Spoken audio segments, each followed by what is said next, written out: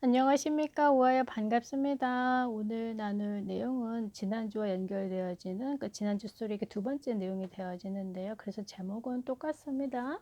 하지만 내용은 조금 다릅니다. 하나님께서 엘리야를 위해서 무엇인가를 준비해 주시는데요. 바로 그 방법이 사람의 힘으로 해결할 수 없는 것이죠. 흔히 우리가 이것을 기적이라고 하잖아요. 자, 어떤 일을 또 어떻게 하나님의 방법대로 하셨을까요? 이전 스토리 정리하면서 들어가 보도록 하겠습니다. 엘리야는 북이스라엘의 선지자고요. 엘리야가 활동했었을 때 북이스라엘의 왕은 우상 숭배에 심각하게 쩌들어 있었던 아합이라고 하는 사람이 북이스라엘을 다스리고 있었어요. 자, 이때 하나님께서 엘리야의 입을 통해서만, 엘리야가 말을 할 때만 하늘에서 비가 내리고 말하지 않으면 비가 내리지 않게 하셨죠. 비가 오지 않은 시간이 무려 3년 6개월, 굉장히 긴 시간입니다. 자, 그런 상황이 되어지면 마실 물이 없어지죠. 또 하늘에서 비가 내리지 않으면 곡식들이 자랄 수 없잖아요. 그러니까 곡식도 자랄 수 없고, 그리고 가축도, 사람에게도 문제가 오고 있는 상황이었었죠. 자, 그 문제는 엘리야도 피할 수 있는 상황은 아닙니다. 하나님이 엘리야에게 말씀하셨죠. 그곳에 있지 말고 그리 시냇가로 가라. 아직 물이 마르지 않게 시냇가로 하나님이 엘리야를 보내셨는데, 물은 있으니까 마실 수 있지요. 자, 그런데 배고프잖아요. 물만 먹고는 사람이 못 살지요. 자, 하나님께서 까마귀에게 명령을 하셔가지고 아침 저녁으로 고기를 딜리버리 이제 하게 하시죠. 자, 그런데 3년 6개월 동안 비가 오지 않게 되어지면 그 그리 시냇가도 결국은 마르게 되어져 있어요. 또 다시 어려움이 오기 시작한 겁니다. 자, 그래서 하나님이 엘리야에게 이번에는 어디로 가야 되는지 말씀하시는가 하면 시돈의 사르밧이라고 하는 곳으로 가래요. 자, 그곳에 가면 과부가 있다. 그러니까 과부는 결혼을 했는데 남편이 빨리 죽거나 남편이 없는 사람을 보고 과부라 그래요. 하나님께서 그 과부에게 명령을 하셔서 지금 엘리야에게 필요한 것을 물하고 먹는 거잖아요. 그 부분을 채워주신다라고 말씀하시죠. 자, 엘리야가 드디어 그곳에 갔더니 정말 한 여인이 있고, 자, 엘리야가 얘기를 하죠. 지금 가장 필요한 게 목마름을 해결해야 되잖아요. 배고픔은 나중에 문제고요. 여인에게 얘기를 합니다. 과부에게 얘기하는 거죠. 나로 하여금 물을 마시게 해주세요. 라고 했더니 여인이 듣고 물을 가지러 가는 거예요.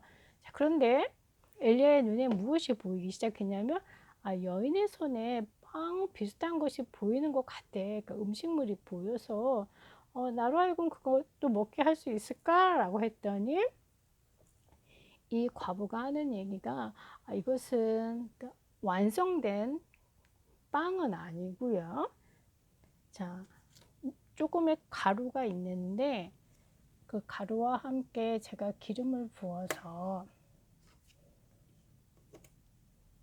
가루하고 기름을 이렇게 섞어서 이제 빵을 만들 겁니다. 그리고 그것을 가지고 지금 저와 함께 있는 제 아들과 먹고 죽겠습니다. 라고 얘기를 합니다. 그 말은 한 끼 먹을 식사밖에는 안 된다는 거죠.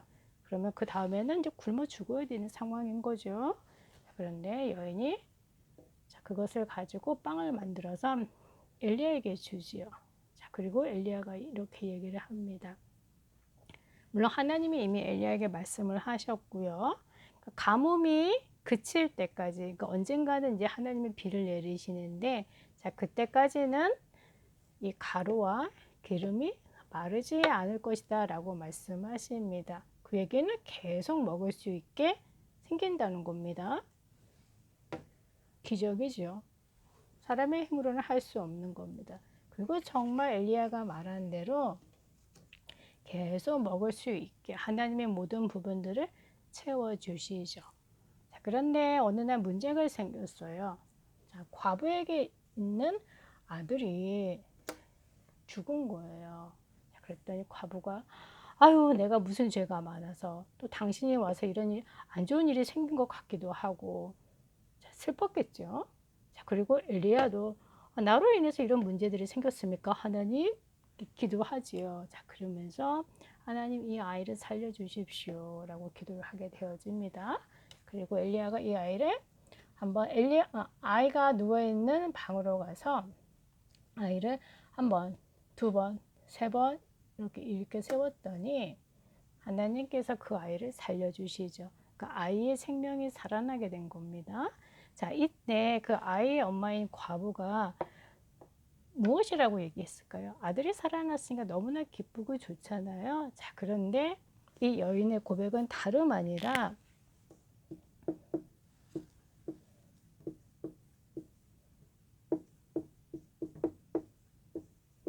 하나님의 말씀, 그러니까 엘리야의 입에서 나오는 그 하나님의 말씀만이 참인 것을 제가 이제 확인했습니다 라고 고백합니다. 이게 무슨 말인고 하니까 시도는 이스라엘이 아닙니다. 그러면 이 여인은 이스라엘 백성이 아니라고 하는 거예요. 다른 뭔가의 종교를 믿고 있는 사람이겠죠? 그 부분은 조금 어려운 표현이긴 하지만 이스라엘 입장에서 봤었을 때는 이방인이죠.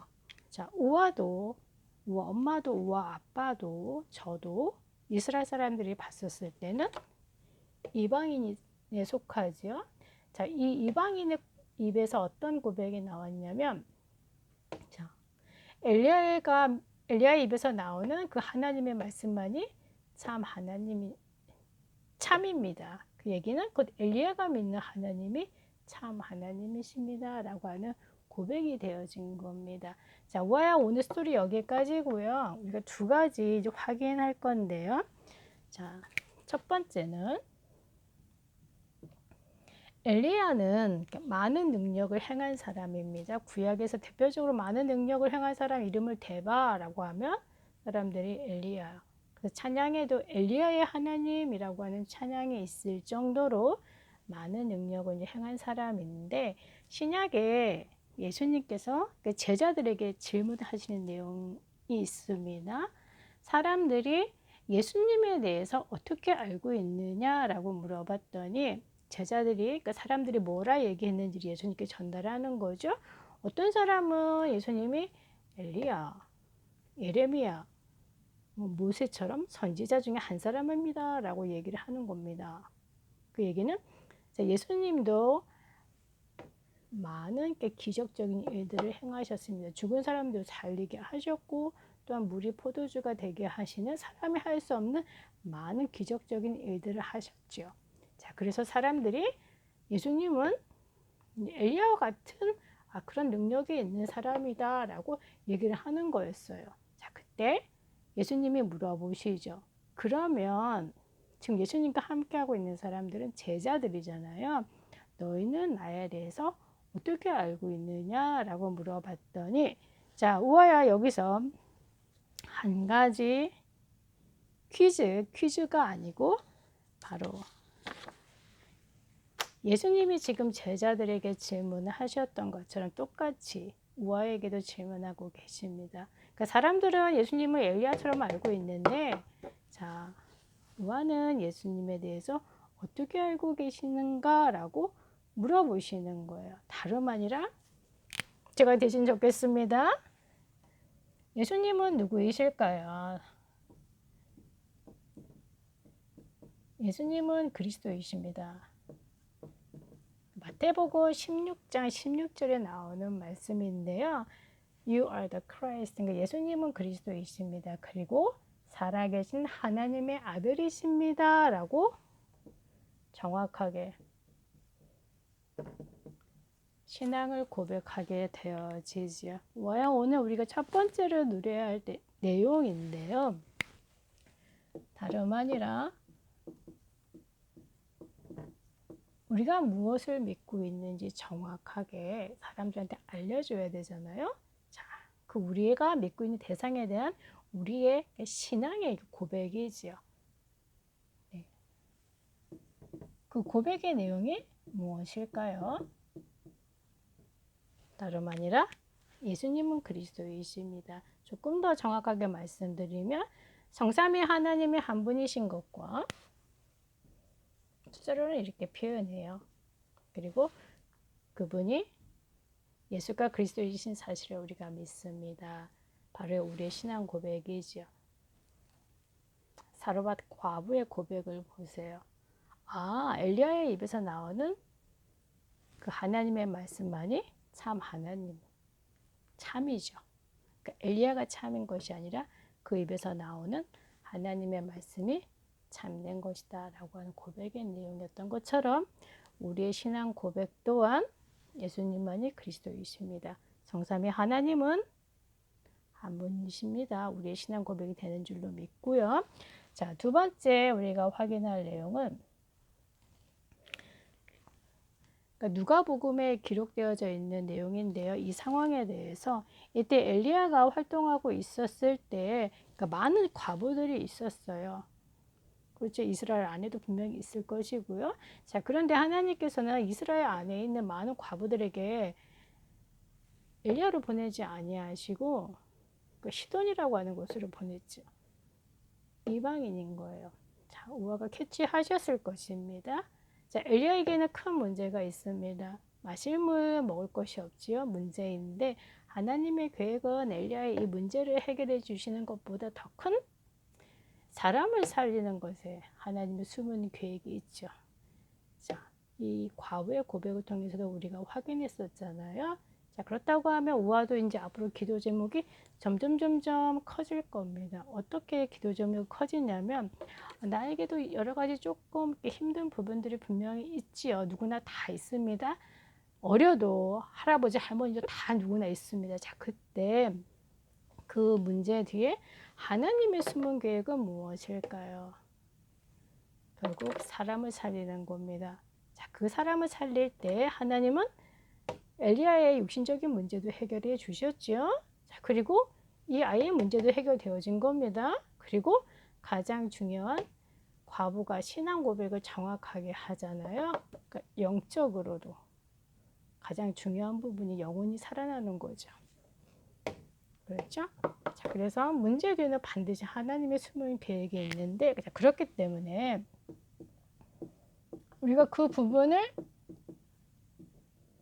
정확하게 보려고 하면 날마다 이렇게 살리는 연습을 하는 것이 가장 중요합니다. 우와 주변에 보면 미운 말 하는 친구들이 있어요. 그렇죠? 기분 나쁘게 말하고 투덜거리고 짜증내고. 자, 그럴 때 우와 어떻게 반응하십니까? 그러면 우리도 기분 나쁘잖아요. 그럼 같이 짜증내고 투덜거릴 수 있어요. 자, 그런데 조금만 우와 보시면 복음은 사람을 살리는 것입니다. 날마다 나의 삶 속에서 정확한 신앙 고백을 가지고 우화가 우화 자신을 살릴 수 있는 기도 지금껏 계속 해오셨잖아요. 아침 저녁으로. 자, 그러면 낮에 사람을 만났을 때도 똑같이 그 축복을 누릴 수 있도록 계속 살리는 일을 연습하는 거예요.